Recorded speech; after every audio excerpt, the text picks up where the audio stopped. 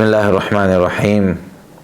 صحیح بخاری کتاب الصلاۃ ہم پڑھ رہے ہیں، جس میں حدیث نمبر 511 آج ہم نے پڑھنی ہے۔ اس پر امام بخاری رحمۃ اللہ نے عنوان قائم کیا ہے، باب استقبال الرجل صاحبہ او غیرہ فی صلاتہ وہو یصلی،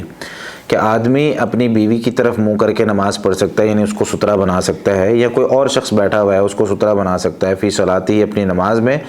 وہو یصلی۔ وکریہ عثمان، اور سیدنا عثمان رضی اللہ تعالیٰ عنہ کا پھر ایک اثر ذکر کیا امام بخاری رحمۃ اللہ علیہ نے، فرماتے ہیں وکریہ عثمان، سیدنا عثمان رضی اللہ تعالیٰ عنہ نے ناپسند کیا ہے، ان یستقبل الرجل وہو یصلی، کہ آدمی کی طرف منہ کیا جائے اس حال میں کہ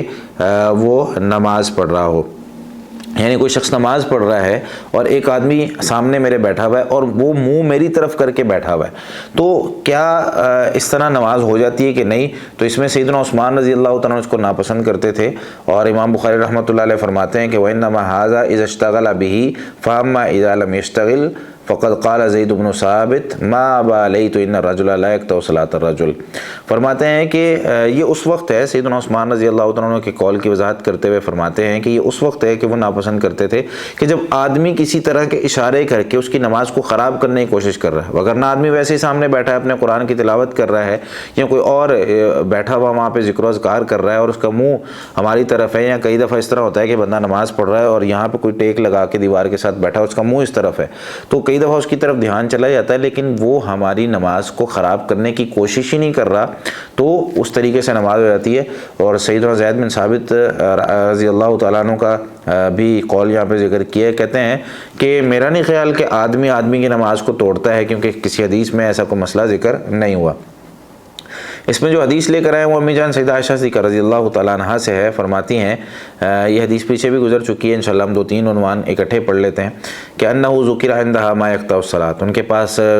حدیث انہیں بیان کی گئی کہ کون کون سی چیزیں نماز کو توڑ دیتی ہیں، فقالوا، تو انہوں نے کہا یقطعها الکلب والحمار والمرأة، تو صحابہ کرام نے کہا کہ بھئی کتا ہے، عورت گدھا ہے اور عورت ہے، یہ 3 چیزیں نماز کو توڑ دیتی ہیں۔ قالت، تو وہ فرمانے لگی لقد جعلتمونا کلابا، تم نے ہمیں کتوں کے ساتھ ملا دیا، یعنی ذکر کرتے ہوئے تم کم از کم الگ سے ذکر کرتے، تم نے اسی حدیث کے اندر یا اسی بات کے اندر ہمیں ساتھ ذکر کر دیا ہے۔ لقد رأیت النبی صلی اللہ علیہ وسلم، پھر اپنا قصہ اور اپنا واقعہ ذکر کرتی ہیں، کیونکہ ان کا جو عمل ہے، اور انہیں یہ حدیث نبی کریم صلی اللہ علیہ وسلم نے ڈائریکٹلی نہیں بیان کی تھی، تو ان کا جو عمل تھا نبی کریم صلی اللہ علیہ وسلم کا گھر میں، تو وہ کہتی تھی کہ میری طرف تو نبی صلی اللہ علیہ وسلم کئی دفعہ منہ کر کے نماز پڑھتے تھے،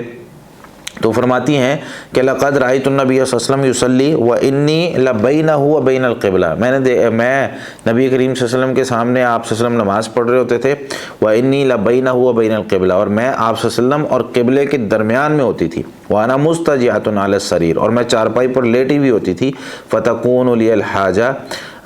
میری کوئی ضرورت ہوتی، میں نماز نہیں پڑھتی تھی،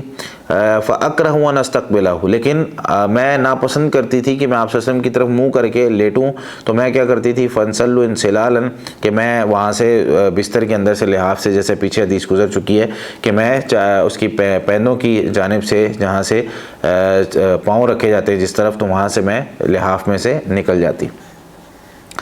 تو اگلی جو حدیث ہے وہ ہے باب الصلاۃ خلف النائم، سویا وہ کوئی شخص ہے تو اس کے پیچھے نماز پڑھی جا سکتی ہے کہ نہیں، یعنی اس کو سترا بنایا جا سکتا ہے کہ نہیں، تو اس میں حدیث نمبر 12 لے کر آئے ہیں، وہ یہی حدیث ہے امی جان سیدہ عائشہ صدیقہ رضی اللہ تعالیٰ عنہ سے، کہ فرماتی ہیں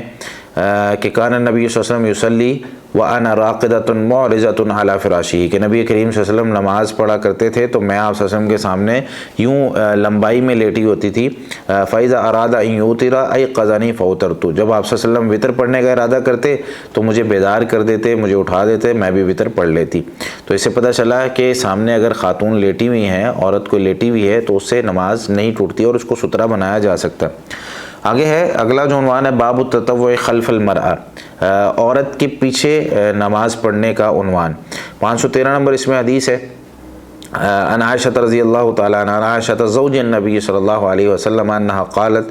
امی جان سیدہ عائشہ صدیقہ رضی اللہ تعالیٰ عنہ جو کہ نبی کریم صلی اللہ علیہ وسلم کی زوجہ ہیں، ان سے روایتیں فرماتی ہیں کہ کنت انام بین یدی رسول اللہ صلی اللہ علیہ وسلم، میں رسول اللہ صلی اللہ علیہ وسلم کے سامنے سوئی ہوئی ہوتی تھی، ورجلای فی قبلتہ، اور میرے پاؤں آپ صلی اللہ علیہ وسلم کے سامنے ہوتے تھے، فاذا سجد غمزنی، جب آپ صلی اللہ علیہ وسلم سجدہ کرتے تو مجھے دبا دیتے، میرے پاؤں کو تھوڑا سا دبا دیتے، فقبضت رجلی، تو میں اپنی ٹانگوں کو اپنی طرف کھینچ لیتی اور اکٹھی ہو کر لیٹ جاتی، فاذا قام بسطتهما، اور جب آپ صلی اللہ علیہ وسلم کھڑے ہو جاتے میں ان کو پھر پھیلا لیتی۔ قالت، فرماتی ہے کہ یہ جان بوجھ کے نہیں میں کرتی تھی، میرا یعنی کوشش میری یہ تھی کہ میں آپ صلی اللہ علیہ وسلم کے آنے سے پہلے ہی جو ہے وہ ٹانگوں کو کھینچ لوں، لیکن والبیوت، پھر اس کی جو عذر ہے وہ بیان کرتے ہوئے فرماتی ہیں والبیوت یومئذ لیس فیہا مصابیح، ان دنوں گھروں میں لائٹیں نہیں ہوتی تھی، ان دنوں گھروں میں چراغ نہیں ہوتے تھے، تو یہ وجہ تھی کہ اندھیرا بالکل بہت زیادہ اندھیرا ہوتا تھا، تو مجھے پتہ نہیں چلتا تھا کہ آپ سجدے کی طرف آ رہے ہیں۔ تو اس حدیث سے جہاں یہ مسئلہ پتہ چلتا ہے کہ اگر خاتون سامنے لیٹی ہوئی ہیں تو نماز ہو جاتی ہے، دوسرا یہ بھی مسئلہ پتہ چلتا ہے کہ نبی کریم صلی اللہ علیہ وسلم کا اس دنیا کے ساتھ جو تعلق تھا، اس دنیا سے جو بیزاری تھی کہ کتنا چھوٹا ہے آپ صلی اللہ علیہ وسلم کا گھر، کہ ایک دوسرا بندہ اگر جو ہے وہ لیٹا ہوا ہے یا ایک بندہ نماز پڑھ رہا ہے تو اس کو مکمل نماز پڑھنے کی جگہ نہیں مل رہی، اور تیسرا کہ ان دنوں چراغ نہیں ہوتے تھے، کوئی لالٹین یا کوئی اس طرح کی چیزیں، بہت کم لوگوں کے پاس تیل خریدنے کے بھی پیسے نہیں ہوتے تھے، لیکن اس کے باوجود عبادتیں ان کی، اس کے باوجود ان کی جو اللہ تعالیٰ کے ساتھ تعلق تھا وہ سب بہت زیادہ تھا۔ تو میرے بھائی آج کے دور کے ساتھ اس کو کمپیئر کریں کہ ساری سہولتیں موجود ہیں لیکن اس کے باوجود ہم اللہ تعالیٰ سے کتنے دور ہیں۔ اللہ تعالیٰ ہمیں نبی کریم صلی اللہ علیہ وسلم کے فرامین سمجھ کر عمل کرنے کی توفیق عطا فرمائے۔ جزاکم اللہ خیرا۔